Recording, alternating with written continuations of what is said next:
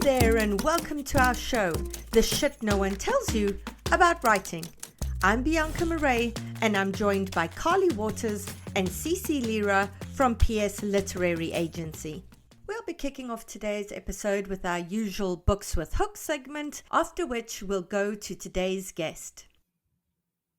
Hi everyone, welcome back to another Books with Hooks. Remember, if you want to submit for this segment, you can go to our website, The Shit About Writing, look for the Books with Hooks tab, and you can do your submission there. And if you have submitted in the past and you weren't chosen, you can wait 2 or 3 months and then you can revise and resubmit. Right, CeCe's going to kick us off with the first query letter. Dear CeCe, a writing buddy recently told me about the Shit No One Tells You About Writing podcast, and I have been binge listening the episodes ever since. A big thank you to Carla, Bianca, and yourself for all of your advice. It's so helpful to hear about the challenges and success stories of other writers. Between Jesus Christ and Prince Charming, I needed to choose a savior.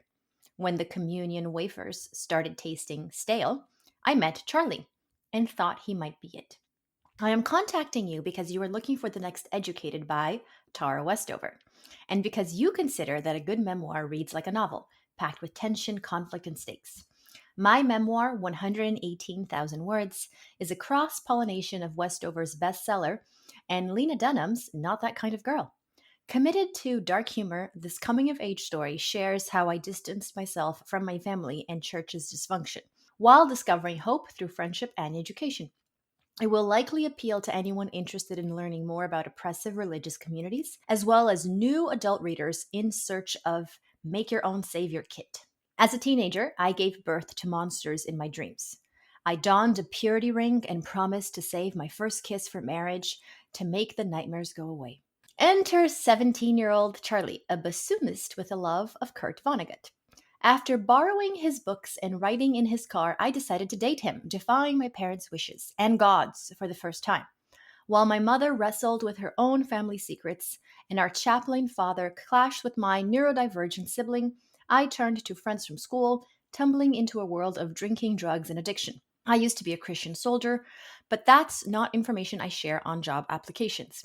By the time I moved to France at 19, I'd long retired from God's army. Now I live in Nantes, where I lead a monthly writers group and I'm currently pursuing a PhD in American literature. I have a master's in general and comparative literature from the Sorbonne and have experience writing articles as a content manager for a business school here in France. I have attached the first 5 pages and would love to send you my full manuscript if you're interested. Thank you in advance for your time and consideration. I hope to hear from you soon.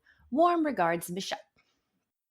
Thank you, CeCe. I think you said we needed to play a drinking game every time we did a comp to Educated. So we are all having a sip of something now. Okay, what was the word count there and what was your take on that? So this one came in at 420 words. I'm going to say it because we have to point this out. You misspelled Carly. You wrote Carla, which is another name, which is why I think your spell check didn't catch that. Typos and names happen. You don't have to beat yourself up over it. But double check if you can. It's a minor thing, but I wanted to say it just in case you hadn't seen it. Let's start with the very, very first one-liner. It's a paragraph that's essentially one line, between Jesus Christ and Prince Charming, I needed to choose a savior. I think you need to remove that.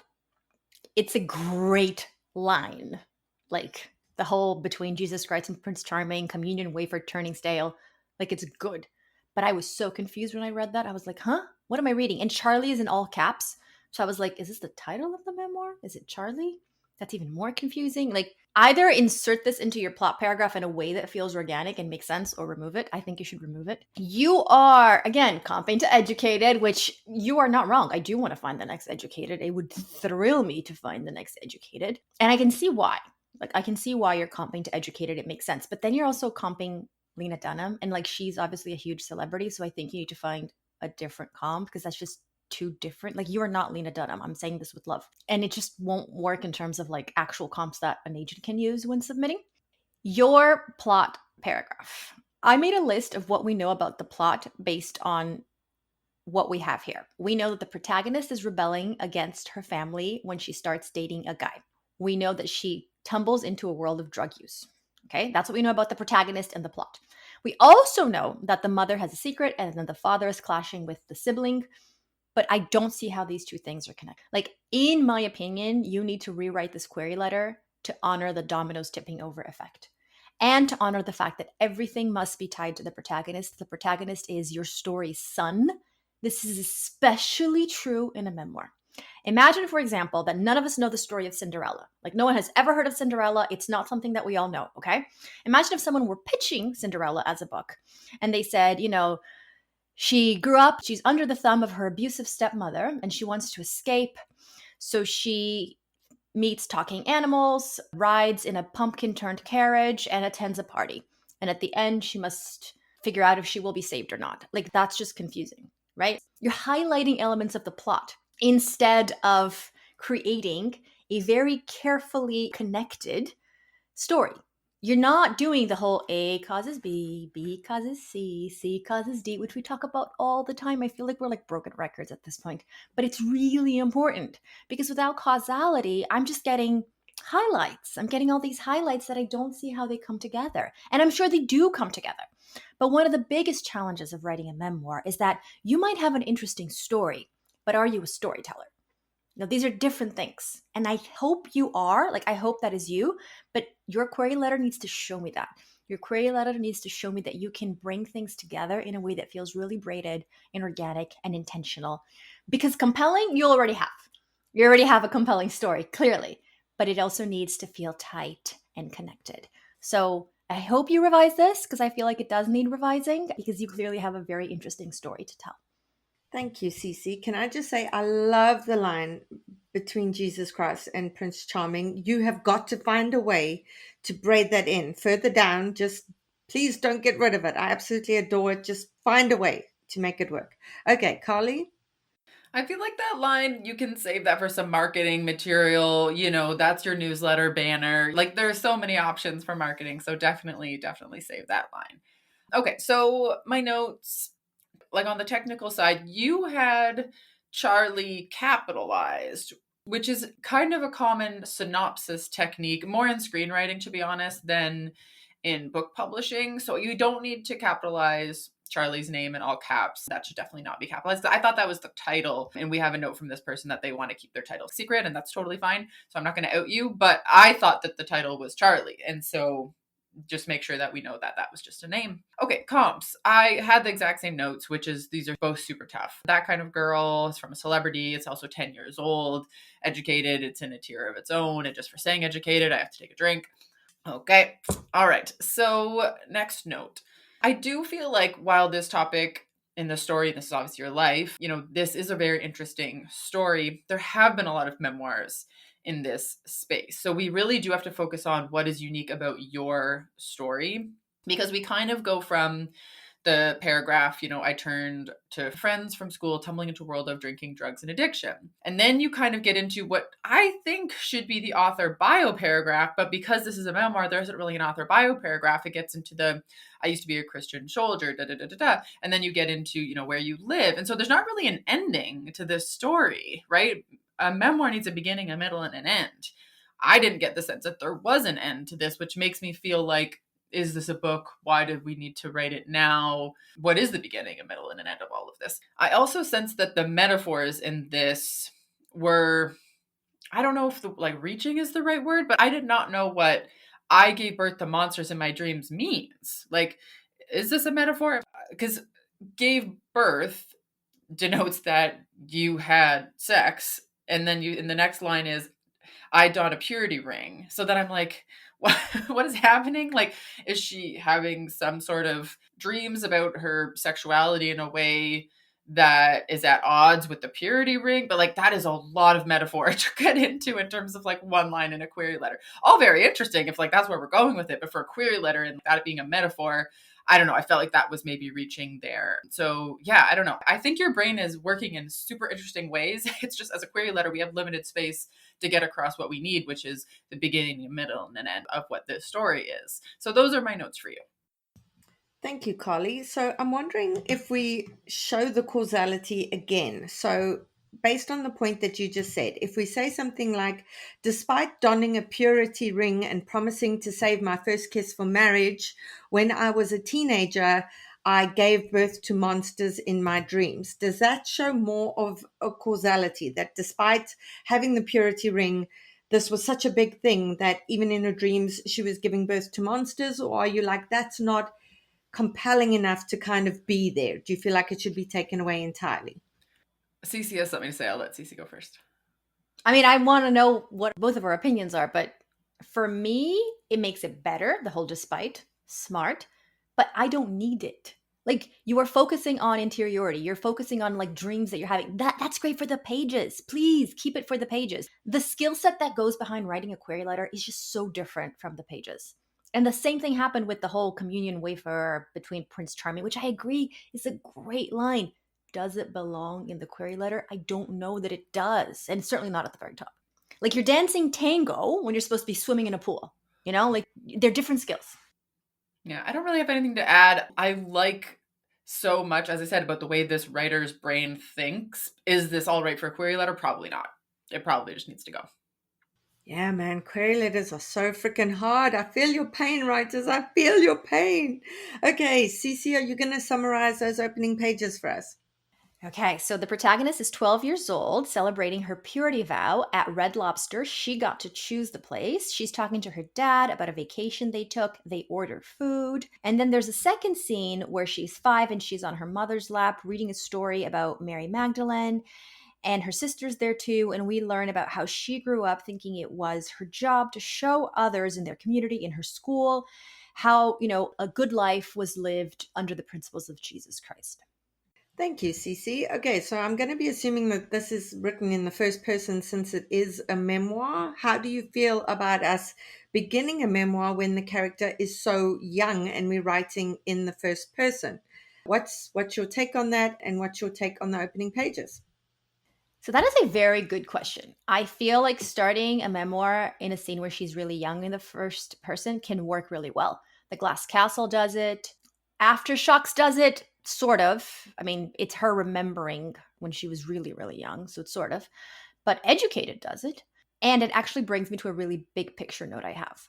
The reason why all these memoirs I mentioned, especially The Glass Castle and Educated, were so successful is because the author captured the evolving consciousness of a child in a way that was very compelling and was filled with psychological acuity. Again, I feel like I keep harping on about this, but it is so important in any book, especially a memoir. And so right now, she does not seem 12. Like that is my big picture note to you. I read this and I was like, this is not a 12-year-old. Like the voice is not of a 12-year-old. To be clear, I know this actually happened. I know you remember being 12. So maybe you're like, CeCe, what are you talking about? I am me. I am writing about me being 12. But it doesn't sound like you're 12. There's a difference between you being qualified to write this, which obviously you are, and being able to pull off the voice of someone who was that age. So I recommend that you go read not just memoirs, but novels, honestly, in which the protagonist is really, really young and it's written in the first person, and see how the authors created that. A really good example is Pet by Catherine Chitney. It's fantastic. The protagonist is, I don't remember how old she is, 8 maybe? I don't know. But it's so well written and she captures the voice perfectly. So it is a challenge because writing in the third person when you're writing from a child's point of view is typically easier. But in a memoir, you can't do that, nor would I recommend it. So yeah, it's hard. So the other note I want to talk about, which ties into my big picture note, is again, I want to talk about psychological acuity and how important psychological acuity is. And I'll use a scene from these pages to exemplify what I'm saying. We have the protagonist at Red Lobster, which is a restaurant she chose because it's her special day. And she tells her dad that she was thinking of getting the lobster because she's never tried lobster. And the father says, get whatever you want, Michelle. This is your special day. She looks at the lobster tank and sees all the lobsters crammed together. And then she orders the tilapia just like her father.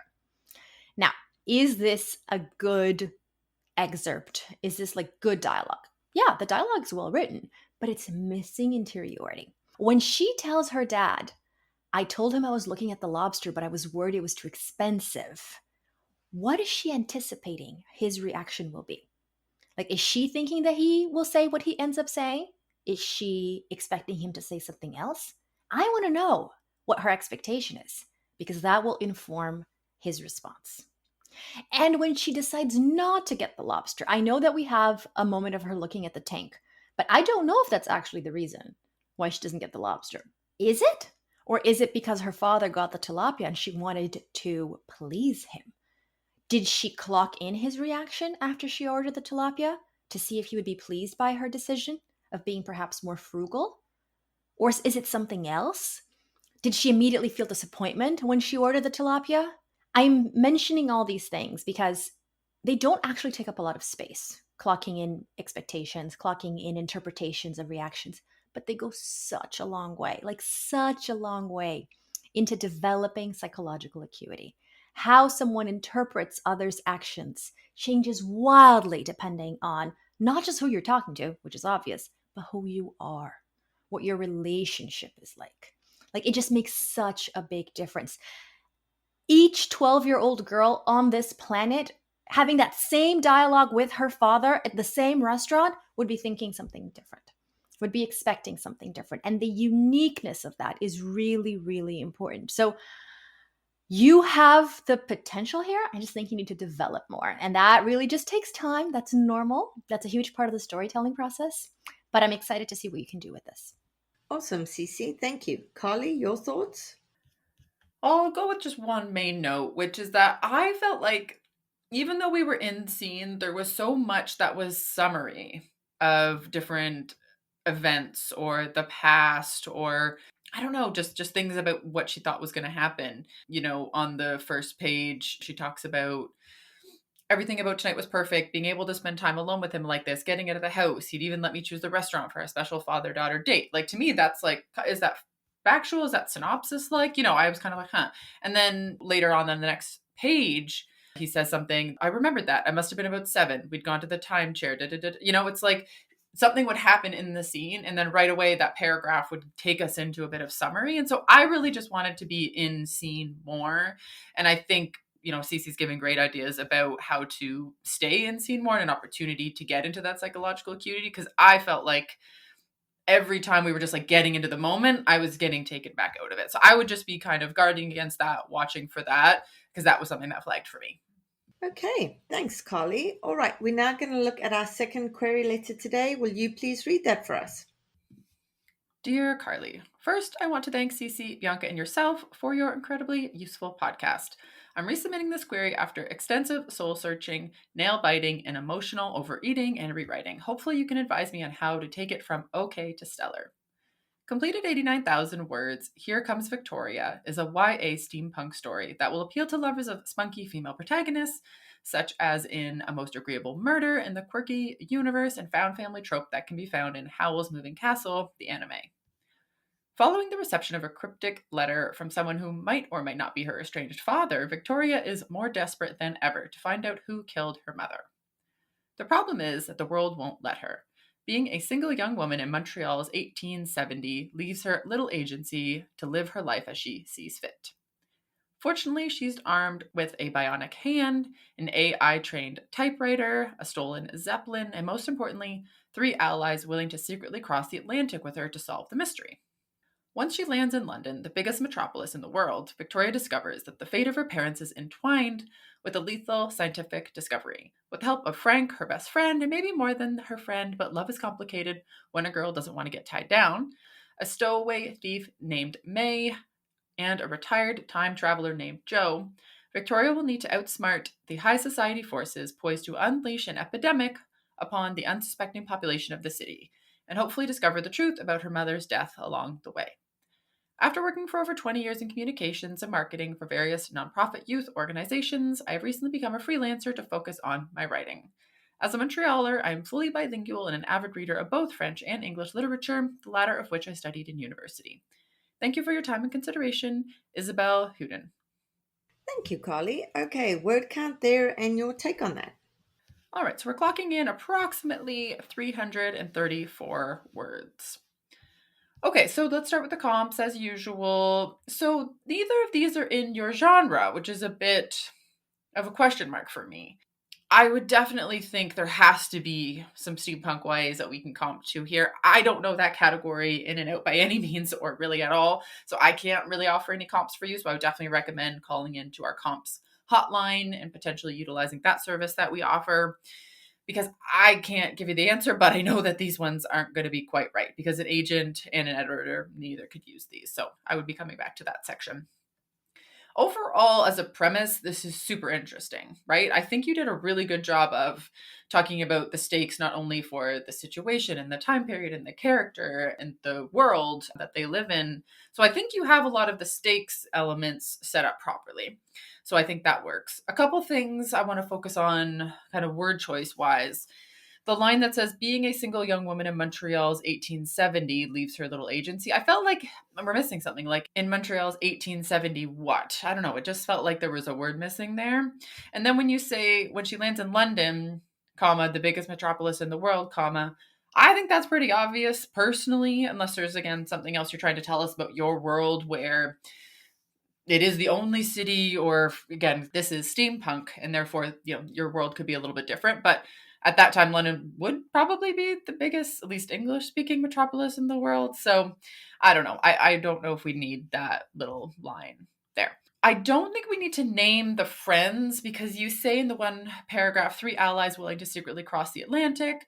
I love that. And then in the next paragraph, you kind of like stowaway thief and retired time traveler. I'm like, I don't know them yet, and they're not really contributing to the story. So I think you can just stick with your 3 allies. I think that would be fine there. In the author bio paragraph, I really like that you explain, you're a fully bilingual, avid reader of both languages. I think that's super interesting. So those are my notes. Thank you, Carly. Okay, CeCe, what have you got to add? I just feel like my new anthem is, I love you writers, but you're giving me disjointed plot points. Like, I don't know what the bionic hand AI trained typewriter stolen Zeppelin. And then we have another line that's like, there's Frank, and then there's a stowaway thief, and then the retired you're highlighting things, you're listing things. The query letter should not be a list of elements. The query letter should be a compelling promise of a story. They're very different things. And I know it's really hard. All the empathy. All the criticism comes with a lot of empathy, but it's still true. You still have to do it. So I think you need to revise. I think we need causality. We need dominoes tipping over. We need all the stuff that I keep harping on about. Feel free to ignore me because I also am mindful that I don't read YA. It's not true that I don't read YA. I don't represent YA. So I'm not well versed in it. So, you get to say, thank you so much, CeCe, but no thank you. Which is true for all the advice we dispense on the show all the time. Right. Okay. Carly, will you please give us a summary of the opening pages? All right, here we go. Montreal, Canada, September 1870. In a world, ... almost like ours. All right, so Victoria is our main character. She is hungry. She has nothing in her pantry. She's very, very hungry. She is kind of driving around through the different city streets on her way somewhere, zigzagging through. We're kind of getting a picture of Montreal. She stops in front of the Montreal Chronicle, which is the oldest English language daily newspaper, and she is going up the steps because she is kind of working for them to produce some news articles, but she is a woman, and so she's not allowed to use her name. So she is talking to John Marshall, who is the owner and editor-in-chief of the paper, about the whole situation. There's kind of a familiar banter between them, and then we find out he's a pseudo-uncle to her. Not biologically, but, one of her father's oldest friends. He kind of explains that, because she's a woman, that she can't do this and that, and the other. And then they talk a bit about the dad's disappearance. And that's where we end. Wonderful. Thank you. Okay, what was your take on those pages? All right. So I really liked this kind of drive through the city and naming different stops as she's naming like driving down Notre Dame Street, making a turn here, describing the heavy wooden door, the Montreal Chronicle. So I really did get a good sense of place and setting. So I think you did a really, really good job there. Coming back to and I mentioned this a couple times in my summary because it was mentioned a couple times in the pages, is about how hungry she is, and she needs the money from the writing to feed herself, basically. It's mentioned a number of times. I flagged where I think we can cut things and make things a little bit simpler. But I do think, obviously, being hungry and needing food is a great motivation for a character, especially one who has some of life stacked against her. I like the introduction of some subtle things that explain that this is steampunk. So there is this typewriter, the Uber script typewriter, 1900 is what it's called. It was invented 3 years prior. They're using it in their journalism. The machine can render any muddled thoughts into coherent sentences in an instance. This is kind of the promise of that AI machine that was mentioned in the query letter. So we're starting to kind of get a sense of the world, get a sense of how technology is integrated into it in a subtle way through the actual interworkings of the office. So I thought that was really good. I think we have a lot of potential here with the dialogue between herself and John Marshall. So I like that they're a bit familiar with each other, but then I'm kind of like, if they are that familiar with each other, there's probably some other things we can do with that moment of dialogue. Some of it did feel familiar, the sense of like, he's saying, your work won't be taken seriously if people knew it was written by a woman. And then she says, you mean you wouldn't take it seriously? And then he has the good sense to look embarrassed. And, I know it isn't fair, but I didn't make the rules. And I'm paraphrasing a bit here, but it is a familiar trope. And it's something that we have heard before. So what is it that's unique about her particular situation? And the fact that they're, have this familiarity with each other, again, gives us this opportunity for us to go a little bit deeper with this dialogue. And it felt a little bit rehearsed, a little bit for the sake of the reader. So again, if we're going to keep that dialogue, I would come back to that. I'd revisit it. And that's my notes. Thank you, Carly. Okay, CeCe, handing it across to you. I'm going to do something I never do, which is be brief. I feel like you are doing a really good job at the world building, but it's not layered with emotionality and interiority. And I would urge you to do that. So you don't have to remove any of the world building, just add extra layers. Yeah, that's the thing when you're writing fantasy or anything like this. You've got to do the world building super fast on top of the interiority, on top of the emotionality, and it is really, really tough. So as the kids these days would say, I 100p feel for you, man, because it is hard. It is really, really hard. Okay, Carly and CeCe, thank you so much again for your excellent insights. We'll be back again in 2 weeks' time with another Books with Hooks, and we'll see you next week with the author interview. A reminder that this is an unscripted program, and our conversations have been edited and condensed and is not a full picture of our feedback or conversation directly with each author. As always, refer back to our written notes for the fulsome picture. Carly Waters and CeCe Lyra are agents at PS Literary Agency, but their work on this podcast is not affiliated with the agency, and the views expressed by Carly and CeCe on this podcast are solely that of them as podcast co-hosts and do not necessarily reflect the views, opinions, policies, or position of PS Literary Agency. A reminder about all the ways that you can support us as a show: rate us 5 stars on Apple Podcasts, tell your writing friends about us. We'd love to help as many writers as possible. And follow us on our Substack newsletter. Get our stacked newsletter on a weekly basis, bonus videos, articles, essays, advice, and more. You can find it at theshitaboutwriting.substack.com. That's theshitaboutwriting.substack.com. And that's it for today's episode. I hope you'll join us for next week's show. In the meantime, keep at it. Remember, it just takes one yes.